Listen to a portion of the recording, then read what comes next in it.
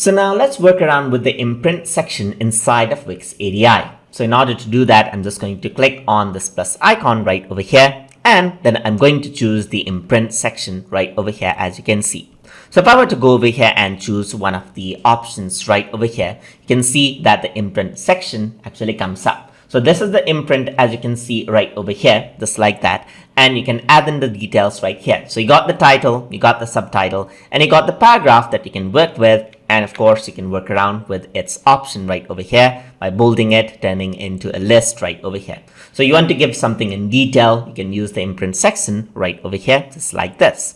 So you can also work around with the media over here as well. And that's it to it. So this is quite a big section, but a simple one as well, just like that. So that's how you work around with imprint. You can work around and replace the image if you want to. And there's a button over here like learn more, and you can link it with any other page so that the viewers can learn more.